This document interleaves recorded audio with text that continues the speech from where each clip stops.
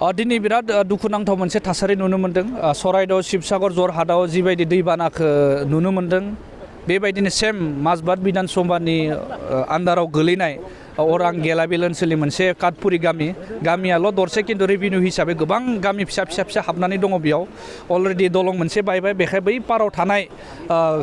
साहा पाराव थानाय गामिनि मानसिफोरा फैनो उसुबिदा जादों आरो बेजों आरो भितर साहायाव मोनसे दालां मोनसे दंबावो बिबो बायनानै होबाय दिनै बिथांमोना आइलेन्ड बा दिपआव थानाय बायदि जादों बिसोरो कमिउनिकेसन प्रब्लेम जाबाय फैनो हायाखै सेम कन्डिसन थासारि जादों धनसिरि घाटनिफ्राय लानानै गेलाबिल बे प्राय ओनसोल नेशनेल हाइवेनि सेर मेक्सिमाम जायगाया दैबानाया लोमजोबदों मोनफ्रोमबो न'खराव दै हाबजोबदों प्राय 4 फुट 3 फुट दै हाबनायखौ जों दिनै अबजार्भ खालामनो मोनदों गतिके बिराद दुखुनांथाव मोनसे थासारि आरो बे थासारिया जिहेतु बे दालांखौ रिपेयार खालामनायबा बा गोदान बानायफामनायबा हयथ' बे दालाङा बायनाय नङामोन बेखायनो आं गभर्नमेन्टनि मानसिफोरखौ बा एडमिनिस्ट्रेसननि मानसिफोरखौ आपिल खालामदों जे बेबायदि जेसेबां रिपेयार खालामनो गोनां दङ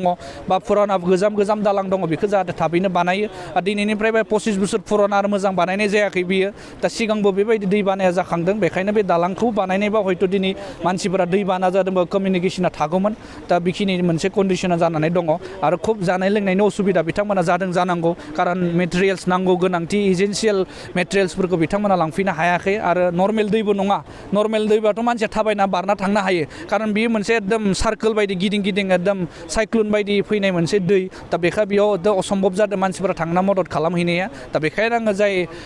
डिपार्टमेन्ट दङ स्पेसिफिक डिपार्टमेन्ट दङ गावबा गाव जुरिसडिक्सननि खामानिखौ जाहाथे मावनो थाखाय आं खावलायदों आरो दासिम खुनु गभर्नमेन्टनि मानसि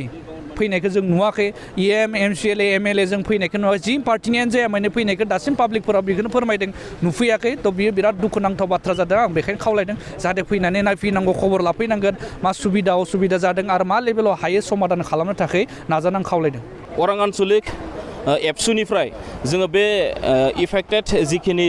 भिलेजफोर जिखिनि न'खरफोर बेहाय जोङो नायगिदिंनायाव जोङो काटपुरि बर' गामि जथेस्थ' एफेक्टेड जादों बेनो एसामिस गामि काटपुरि आदिबासि गामि आरो ओजों दफ्लाफुटायावबो जि दालां नैबे माजबादनिफ्राय ओंखारबोनानै जोङो ओरै डिमापुर बारस'नानै धनसिरघाट ओंखारलांनो हायोमोन बे मोनसे गोलाव ब्रिज दङ बे ब्रिजनि सिगां लामाया बेहायबो जबाय दा बेबायदि एफेक्टेड बिथिं जादों आरो नैबे 12 नं राजा लामानि ओरै खोलाहाथिंजाय बेसिं बेंनाबारि जंगल ब्लक नाय दङ बेहायबो गोबां नेपालि बर' गामि बेंनाबारि थाहैबाय बेंनाबारि बर' गामि नेपालि गामिफोर थाहैबाय बिथिंबो दैया लोमहैजोबदों दा बेफोर गासै बिथिंखौबो जों नायनानै दुखु मोनसे जों फोरमायबाय आरो दुखुनांथावना बाथ्रा नैबे काटपुरि गामि आरो बेंनाबारि जंगल जाय गामिया जाय एरियाया नैबे 12 नं राजा लामा बे 12 नं राजा लामानि साखाथियाव थानाय मात्र 100 मिटार बिनि साखाथियाव थानाय मोनसे एरिया काटपुरि आरो बेंनाबारि जंगल ब्लक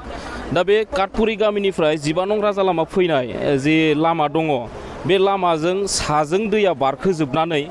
बेहाय मोनसे कालभार दङमोन साखाथियावनो दै बोहैबाय थादों बे कालभारा दालां दङमोन मोनसे फिसा दालां बे दालाङा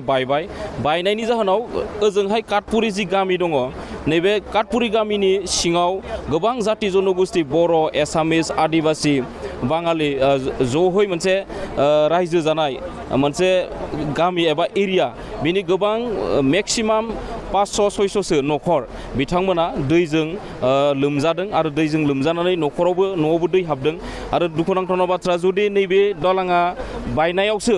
जुदि बे दालाङा बायामोनब्ला बै न'खरफोरा बांसिन आरो न' सिं दैया हाबजोबगौमोन दालां बायनायनि जाहोनाव दैया अभार थांनानै दालांजों थांनानै एसे बै बिथांमोना न'आव दै हाबनायनिफ्राय एसे बासिदों होननानै जोङो बुंनो हायो किन्तु नाथाय जाय रायजो राजा बिथांमोना गामिनिफ्राय एबा न'निफ्राय नैबे लामाजों ओंखारबोनो हानायाव बेबायदि सुबिदा बिदि गैलिया बिथांमोना गामियावनो थाबाय थानांनाय बाध्य मोनसे जानो हासिगौ कारन दालाङा बायबाय दा बिथिं मोनसे दालां बायदों आरो मोनसे ओरै गेलाबिल ओंखारलांनाय मोनसे लामा दङ बिथिंबो दालाङा बायबाय दा बिथांमोननि गामिया मोनसे खोब दुखुनांथाव थासारियाव गोलैनानै थाबाय बाहेराव बा राजा लामाथिं ओंखारबोनाय 12 नं राजा लामाथिं ओंखारबोनानै टाउन सहराव फैनाय बा स्कुल कलेजाव फैनाय फरायसुलिफोर बा खामानि मावनो थाखाय न'निफ्राय बायजोआव ओंखारबोनाय बिनि जि सुबिदा बिनि जि थांलाय फैलाय बियो टटेलि माने बायस'जोब्बाय दालाङा बायस'जोबनाय जाहोनाव बिथांमोना बेसिम फैनो हानाय बेबायदि जानाय नंलिया गोबां उसुबिदायाव बिथांमोना गोलैसिगोन सरकारनिफ्राय जाहाथे बेखौ जाय बिथांमोना दायित्वआव दङ जि डिपार्टमेन्टआव जाय बिथांमोना दायित्वआव दङ फैनानै डिपार्टमेन्टेलि बेफोर जिखिनि जेंना जाबाय बे जेंनानि समाधानखौ एसे थाबैनो समाधान खालामनायनि राहा लामाखौ दिहुनना होनांगौ खारन